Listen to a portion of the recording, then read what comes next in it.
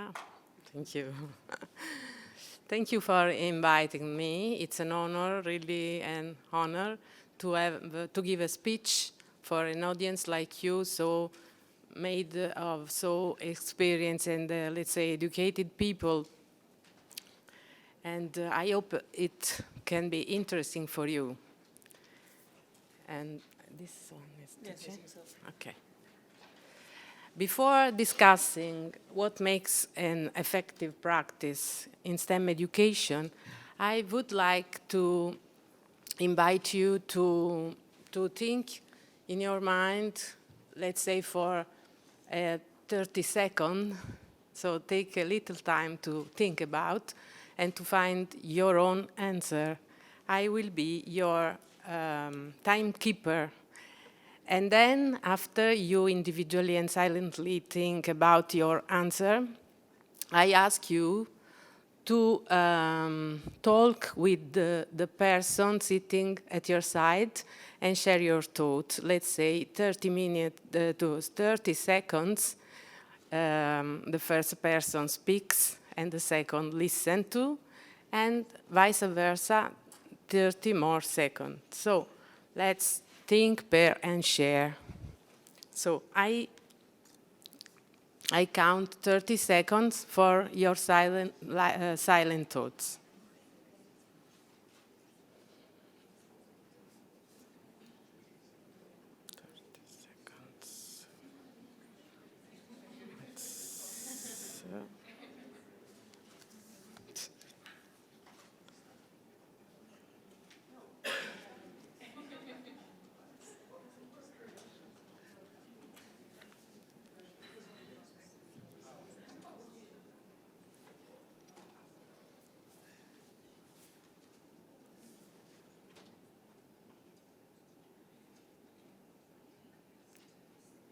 You can take a note if you like.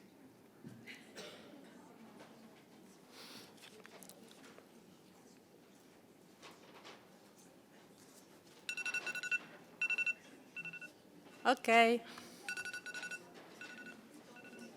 Stop. And now, the first person, 30 seconds to share his thought. I see one person alone. You can join other people. Go.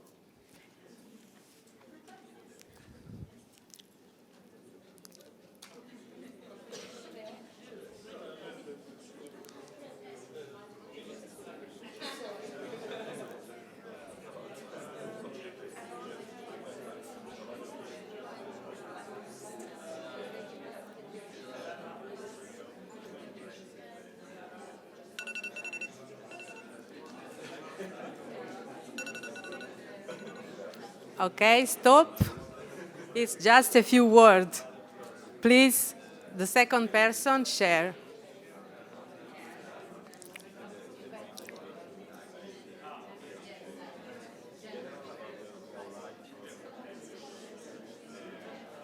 Can I share my thoughts with you? Yes, I'm thinking about my lecture and if I'm enough good in English and it would be everything all right. And I like your attitude and I like the beginning of your lecture. So that is my thoughts. What do you think? What are your thoughts? My thought is that the main thing is the interaction and of the Yes, you discipline. connected people now. Yeah. Great. For 36 seconds. Yes. I think that they feel uncomfortable because they don't know each other. And I think that the main goal is today that you were connected with them. It's great. Only 30 seconds. Yeah. And Okay. they're not aware of that. Thank you. Thank you. This first activity is just over. So we have tried to make ideas to circulate in the audience. And I would like to one or two persons to share what they learned from this first activity. So I need a couple of volunteers to share to all the whole audience their thoughts. Please. Should I speak loudly or the microphone? You can speak loud. And I think it's very important to inspire the students by showing them what is possible. Oh, thank you. I don't have to speak as loudly. Ah. I think it's important to show them what is possible, what you can do with this. For example, if you have programming, you might want to show them that all their apps that they're using are actually programmed. And if you have like some certain aspect that you can solve equations with some type of program, you can actually, someone has done this, it's not magic. And by starting to learn programming, you can actually show students what is possible to do further on. I think that's important to have like a goal to see what you can do in a couple of years or more. Thank you. Thank you. One more volunteer. There are no volunteers, we will make them. Oh, we found out one. Just kidding. Just kidding. We won't force you. Okay, this is too loud. So for me, STEM is like providing students with a toolkit so that they can analyze or observe or get close to a problem from different sides, so that they can really have a lot of tools to address it. This is like, what we provide to them. Yeah. Thank you.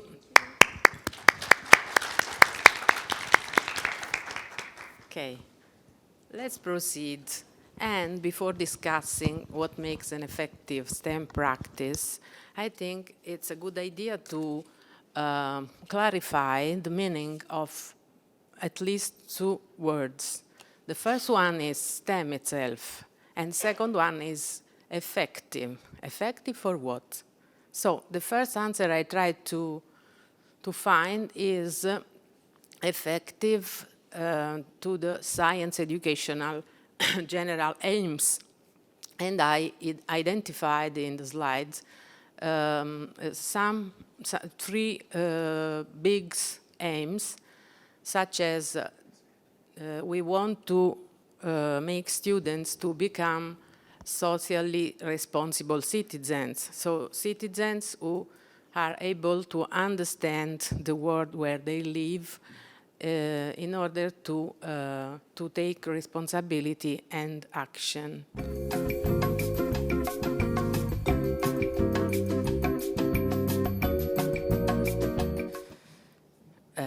In a rigid way. You see. Edgar Morin identified this division as the original sin of school, because the act of dividing disciplines in a rigid segment separated is similar to divide all the school time in hours of different classes and the space of school in different rooms closed, where students are closed inside. And it is also recalled the school ring recalls the the ring that used to ring at the end of the work day. So everything recalls the structure and the organization of the industrial age and society. And but knowledge is a different thing. Knowledge is really knowledge only when it is in dialogue and relationship with the context. So learning is mostly the act of establishing a connection, and this is the way where we start learning when we are a very young, very little child. So recognizing patterns and links and connection makes us able to recognize this pattern in new situations, and so start understanding them. So we have to reflect on this. School nowadays still separate discipline rather than recognize their links, their solidarity. So we want to change, okay, but we meet some obstacles to the change. And scholars identify these obstacles in the implicit program in the first place. So in Italy, we don't have any more school program, compulsory school program, but teachers feel still compelled to complete all the topics in the program, and they say we don't have time to do different activities and the integration of discipline because we have to cover all the program. Our Gardner calls this situation the syndrome of coverage. And he said that coverage is the enemy of understanding, because if the teacher has to cover all the program, he has to be always in the rush. And so students have no time to really understand and retain for a long time things that they are studying. Also, we have to mention that teachers are not usually trained to do such a work, so they feel they have a feeling of inadequacy, and they choose the comfort zone, to stay in the comfort zone, which is the traditional way of teaching, with the teacher on the desk and the pupil listening to him, always talking. I tried to identify other feature of an effective STEM activity, because as you understand, the main feature is what I was trying to explain until now. Try to make STEM what it really is, the integration of all the disciplines in the area of science, but also in the other field of knowledge, the humanities and social science. After that, many researchers studied the question about which feature makes a teaching practice in STEM effective. And I chose two frameworks. The first one is the STEM roadmap, where I quote the authors you can see. And they identified 6 key elements of integrated STEM teaching. And it is, the first one is motivating and engaging context, engineering design challenges, learning from failure, standard-based math and/or science learning objectives, student-centered instruction, and focus on teamwork and communication. The second one is this 4th dimension of STEM teaching practice of these other researchers, based on this one in Thailand and the USA. And the 4 dimensions are teacher's role and instruction, STEM learning context, students' engagement in design process, and connecting to content. They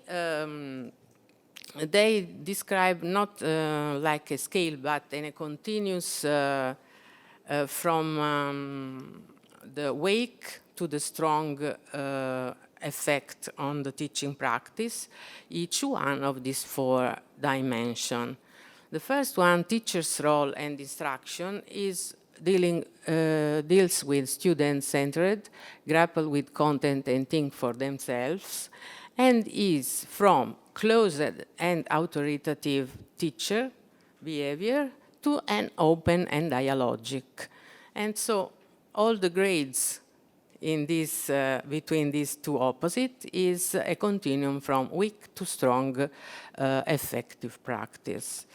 The second one, STEM learning context, refer to meaningful, motivating, linked to real-world and STEM careers content. So it goes from contrived inauthentic to authentic real-world. The third one, students' engagement in design process, refers to iterative, allow for failure, refining ideas, teamwork, communication, 21st century skills. And it goes from focus on product to focus on students' ideas. And the last one is integration of key concepts in STEM disciplines, learning, through engagement in engineering design.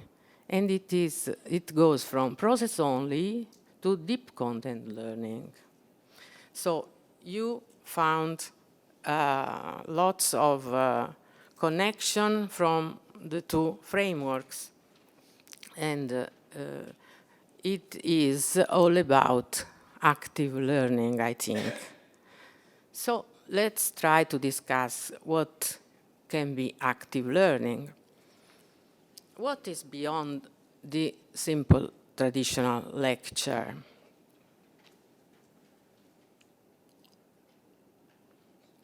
I refer to what I see when I go around school by school observing teaching practice. And what I found is some situation. The first one is this one.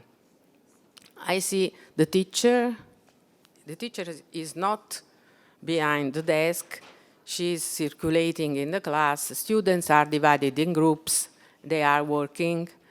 But I noticed that students are working to solve a problem, let's say an exercise, something that teacher requires. But they are working alone. They don't teach, they don't talk one another, they don't compare ideas, they don't discuss. And they are in the rush because they have to finish the exercise in the time set. So this is not an active learning, in my opinion, because the focus is on the accomplishment. It's not on the thinking, students thinking, not on understanding. Second one, another situation, lots of students walking around in the classroom, making things, always making, touching, doing, and never stop. And so in this case, the focus is on the task, not on thinking, because students are always doing things, but I don't see they stop and reflect. I don't see they are comparing different points of view between them. They don't show their thinking to the teacher or other companion in any way. And the third one is the teacher is tired, is doing a big effort, is talking to students to do things, but students are only focused on avoiding any commitment. So the teacher maybe has to think about the organization of the activity and what he said to students about their task and what they have to do. What do these three situations have in common? The approach is not really centered on the students. So teacher has to plan before with accuracy what are students doing. And so this, if the approach is really on the student is at the center of the educational process, and this means focusing on its potential. This become an orientation activity because student can express and find and discover himself their talent, their inclination. They discover that they can do, they can They can be successful also in mathematics, let's say, also in science. And the foundation of active learning is the development and strengthening of students' abilities. The disciplines are tools and the opportunities. We have to take in mind that disciplines are not our goal. Disciplines are our tool to bring students where we want to bring them. Teacher is a pizza delivery. Is not, in my opinion. Sometimes teachers say, students know Pythagoras' theorem because I talk them about it. It's not automatic that if you talk students about Pythagoras' theorem, they automatically learn it. And teacher at this point say, I have to learn a best technique to make them understand. But it is trying to spoon feed someone who maybe doesn't want to eat. It's not about spoon feeding, because let's say with Agatha Christie, the human mind prefers to be spoon-fed with the thoughts of others, but deprived of such nourishment, it will reluctantly begin to think for itself. And such thinking, remember, is original thinking and may have valuable results. This is another project where I'm working on from 2017 with a group of researchers from the Harvard University, and it is about understanding, which is meant to be a consequence on thinking and not a precursor of thinking.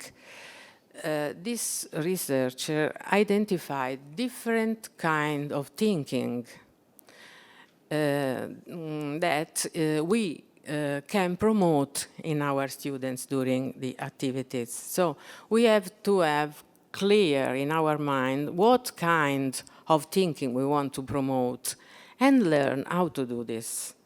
Different kind of thinking, I meant consider different viewpoints, reason with the evidence, make connection, wondering, describe what's there, build explanation, and so on. And teacher can guide students making the right question. Let's say, consider different point, or maybe what's another angle on it? And students can answer. Another view might be, so students also learn to answer starting from a particular sentence, and it repeating and repeating the activity become part of the class culture, and it as a result a thinking classroom. Carl Sagan said science is a way of thinking much more than it is a body of knowledge. And also this creates a learning environment where the students is immersed and interact with it, and this brings to learning. The educational climate of the school is a crucial variable for the success of the educational action. You see this in the previous framework also. A good teacher is not the one who only knows how to keep the discipline, but is the one who manages to establish a democratic climate where the voice of everyone is on place. And that is to say that the climate must be based on dialogue, mutual acceptance, appreciation of difference, tolerance, consensus, cooperation. These modes bring emotional and social components into play in learning. Now, I propose a couple of active learning methodologies which are very famous, you already know for sure. And it is IBSE, the Inquiry-Based Science Education, and the project-based learning, and also I would add problem-based learning. Inquiry-based science education is an inductive approach to science education that puts direct experience at the center of learning.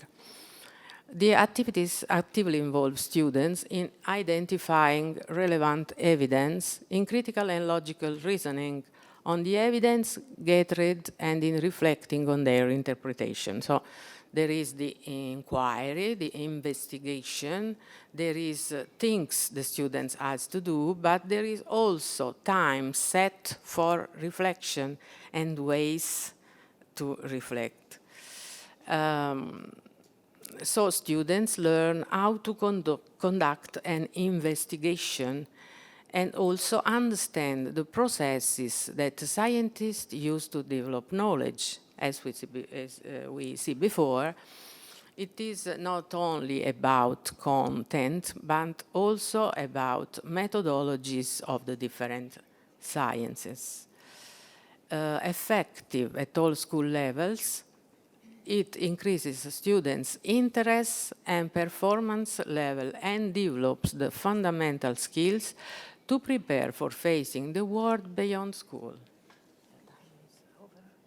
Okay, I finish. No, I finish. It's okay. I was able to use the right time. You have electricity, so you could continue. No.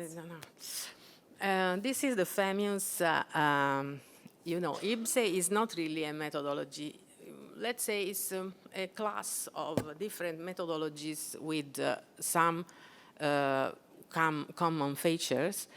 And this is a trial of representation called IBSE 5E Learning Cycle, which is we organize the activity in 5 phases: explore, engage, evaluate, elaborate, explain, and so on.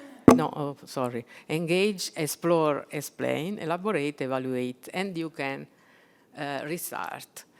And the other one is PBL, project-based learning. The projects are complex tasks based on stimulating questions on problem, involving students collaboratively for quite long period of time in what? In the design, in solving problems, in the decision-making process, or in research activities. And through the project, students acquire autonomy and responsibility, develop skills and apply knowledge, learning in a meaningful way. The projects culminate with the creation of authentic product. It is an intellectual product or a material product. Thank you.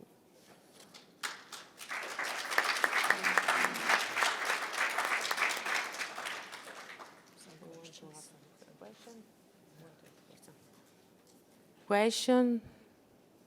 Any question or reflection? Please.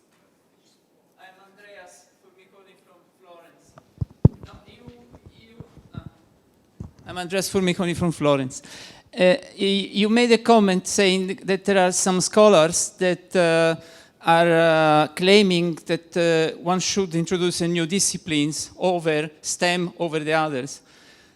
I don't know if this is actually needed. I'm sure that in order to make this possible, one should rethink the way all scientific disciplines are taught.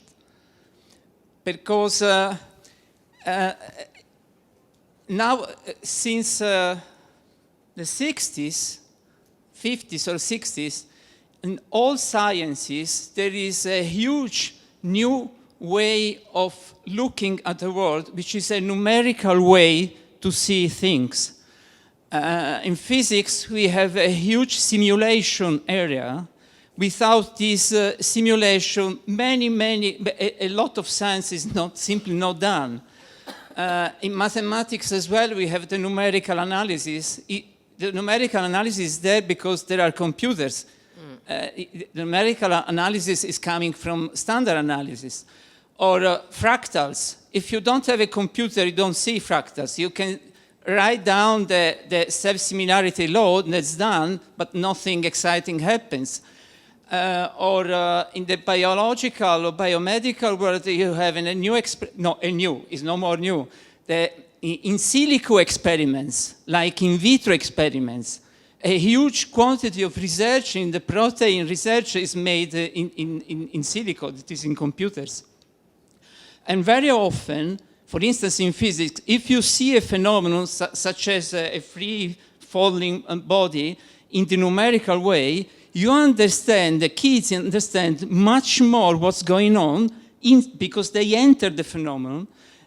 Instead of writing down the analytic formula, they learn it by heart. They will never understand what actually means because they don't still have the complex mental dispositive to relate symbolic mathematical representation with reality. We make stupid examinations because they learn to make the exercise, but they don't understand actually what's going on. In the numerical way, yes, they are much more able to grasp. So we should change we should introduce this way of seeing numerically the world in all disciplines, and then perhaps the over new discipline stems comes out naturally. Okay.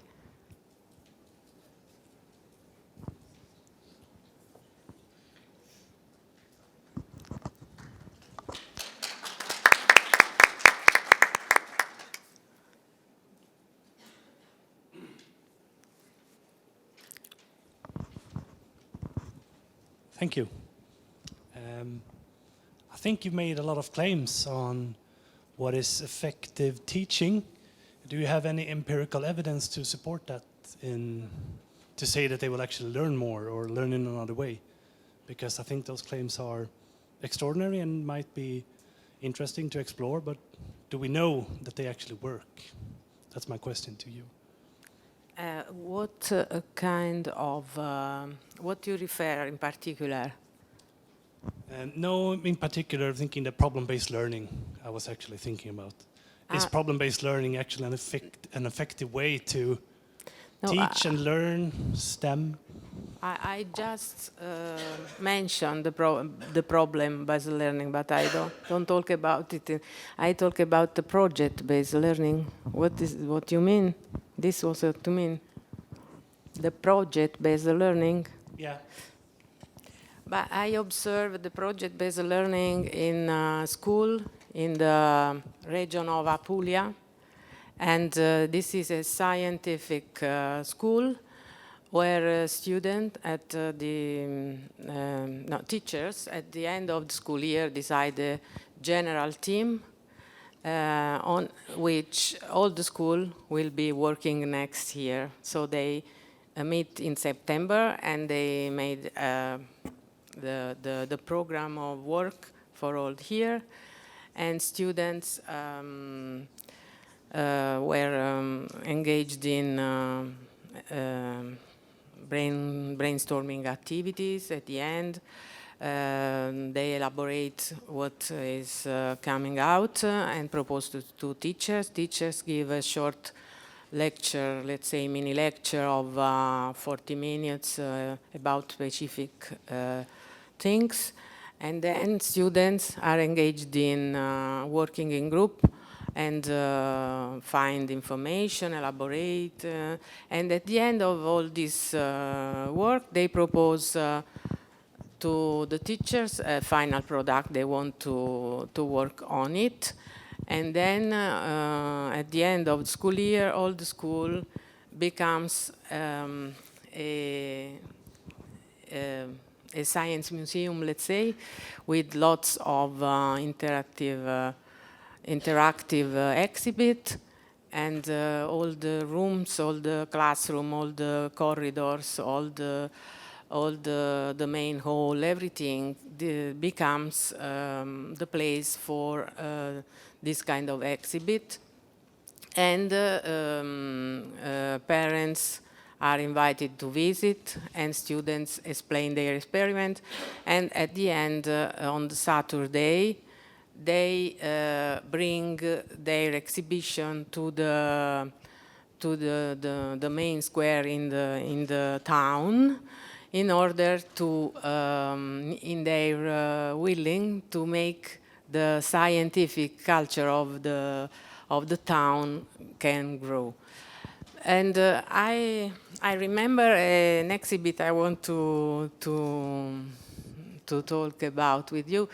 It was a collaboration between a class from the pedagogical, the girls are from pedagogical school, and the boys from the scientific class. And they make a human brain with the cartapesta, insomma, I don't know. And it was in the life sides, and it's pink, painted or pink. And inside there are some LED lights, and it is connected with a laptop, no, with a tablet, where the guests can do a test. And so at the end, the right or the left side of the brain get light. So students explain everything to the guests about the different feature of the different hemispheres of our brain. And I was very come si dice? I noticed that they can adapt their explanation to young children from the elementary school coming to visit, and from very educated adults. And so I think that students working that way really developed competence in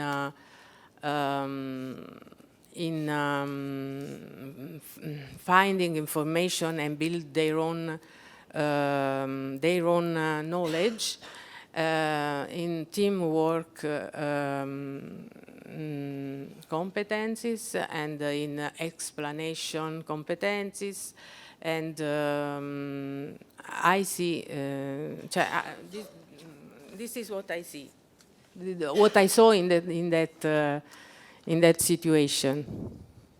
And also, teachers are very happy with the result in the different disciplines. This is what they refer. Thank you. Thank you. Thank you for asking.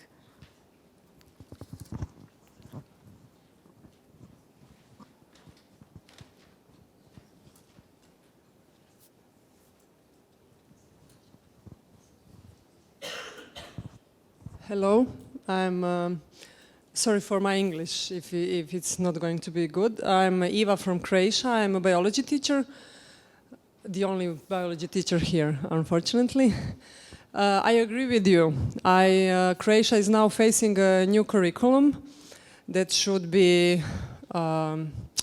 less programmed, but I, as a teacher, don't see it. It's still a wide program, and I think the big problem is what you already said, that I'm always in the rush. I want to be teacher, as you are saying the teacher should be. I'm trying to be like this, but I don't have time. If I put them to work on their own and try to solve the problems, they just need more time. More time than if I'm doing a frontal work, trying to explain them. I, for example, need 1 hour, and if they are going to achieve those goals by themselves, they are going to need 2 or 3 hours. But our ministry is still, they did the new curriculum, but I don't think it's too good. Yeah, you agree with me. It's the same all over. You The kids are not motivated to learn for fun or if they achieve a little goal, they are happy because they did it by their own. It's not the thing. They are still motivated about the marks.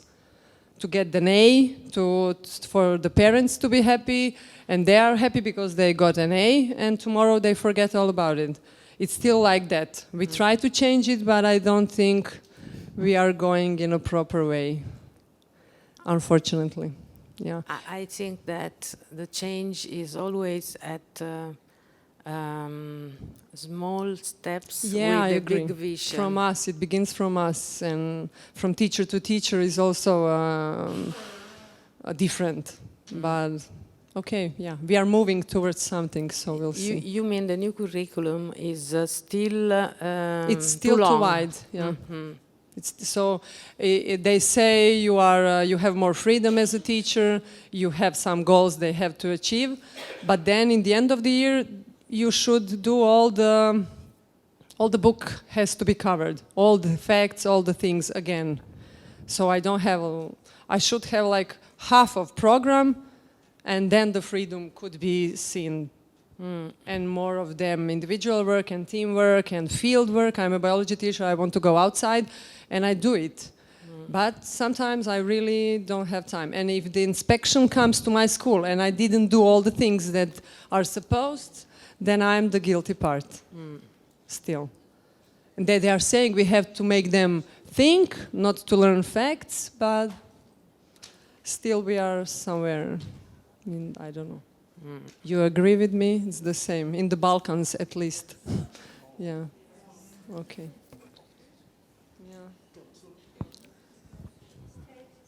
If I have only 1 minute more, I have.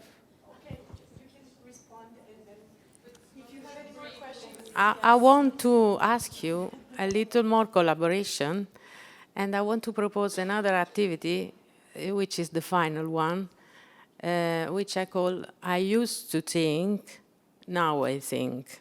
So I want to reflect on the things you listen to and identify if something you used to think before has a little bit changed. If you identify a little changing in your ideas about your thoughts about what the subject we discussed today. And I'm really, really curious to know if it happens. So take your time, let's say 30 seconds, to think about what you used to think before and what you now you think. And take a brief note of it. Okay? I take it. Maybe we share that over lunch or workshops tomorrow. Yes. Because we're really No. a bit late. But the important thing is that they want to collaborate and to reflect. Maybe we can ask for just one thought, okay? Okay, 30 seconds from now.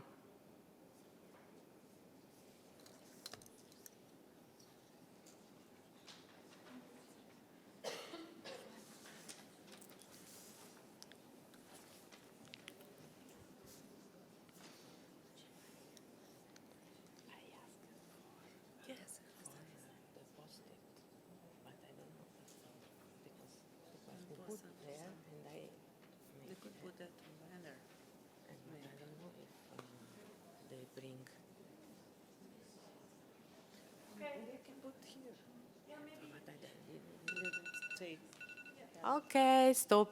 Only one volunteer. quickly. Let's go. Okay, we can do this way. We send people to the lunch now. No, we have one more lecture. Never mind. No, they can write They can on write it If you're down, hungry. post it and Yes, pass here later on. So Yes. take note on your copybook. And then we move on now to a second lecture. We can move. Thank you for listening.